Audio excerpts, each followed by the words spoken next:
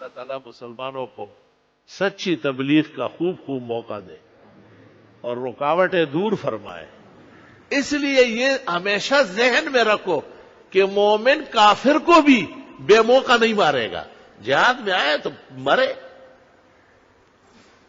امام ابو حنیفہ 4 اماموں میں واحد امام ہے جو کہتے ہیں بغیر کسی وجہ کے کافر کو مارا مومن اس کے بدلے میں قصاص ہو جائے. بغیر وجہ کے آپ کو مارنے کا حق کس نے دیا؟ ہمارا ایمان اور دین تو کفار کے بارے میں بھی امن سے کہہ رہا ہے.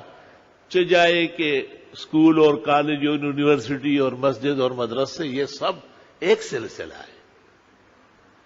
کیوں؟ ایک گھر میں ایک جگہ نماز کی ہے، دوسری جگہ مہمان خانے کی ہے، تیسری جگہ کھانا پکانے کی ہے، چوتھی جگہ طہارت خانے کی ہے. یہ سارا مل کر کے گھر بنا ہے.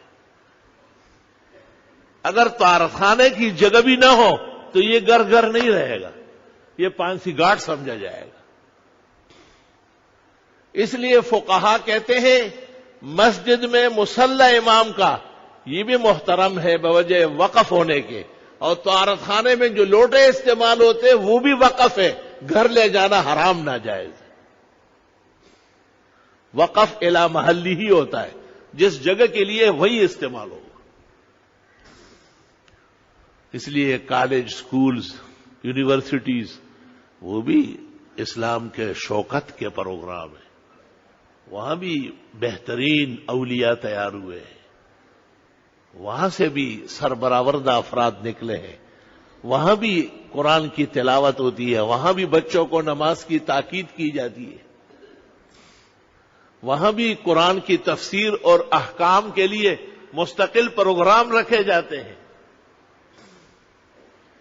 میں تو مشہور شعر پڑھتے ہی رہتا ہوں کہ تم شوق سے کالج میں پڑھو، پارک میں کھیلو، جائز غباروں میں اڑو، چرخ پہ جھولو، بس ایک سخن بندہ عاجز کا رہے یاد، اللہ کو اور اپنی حقیقت کو نہ بھولو.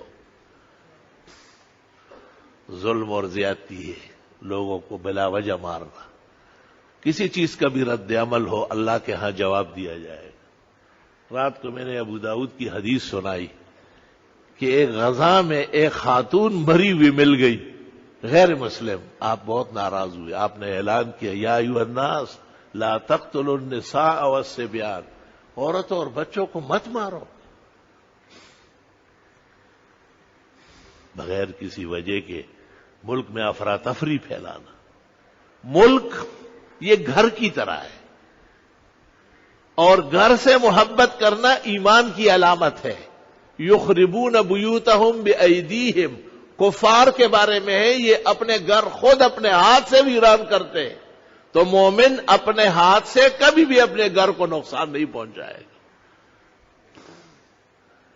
کہتے دنیا میں جنت کا حصہ وہ گھر ہے جہاں آدمی پہنچے آرام تسلی سے لیٹ جاتا ہے، گپ شپ لگا لیتا ہے، بشری تقاضے پورے کر لیتا ہے. حدیث میں ہے من اصبح عافیا فی جسدہ، جو صبح اٹھا ہو صحت مند ہو اور اس کے رہنے کے لیے گھر ہو اور تقاضے پورے کرنے کے لیے بیوی ہو، ضرورت کی سواری ہو، فرمایا وہ بادشاہ ہے.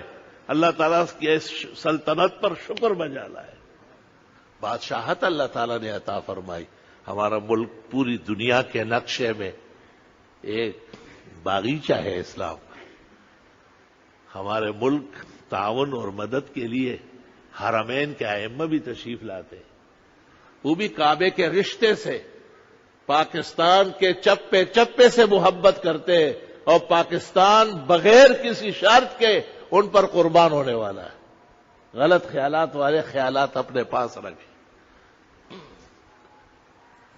اس لیے ملک میں افراتفری پھیلانا یا بے چینی پیدا کرنا یا نہتے لوگوں کو مارنا اسلام کی کوئی خدمت نہیں، جہاد کا کوئی تقاضا نہیں. مل کر شرق اور غرب کے اہل حق علماء نے اس کے خلاف فتویٰ دیا ہے اور وہ برحق فتویٰ ہے. کل امت اس کے حق میں ہے.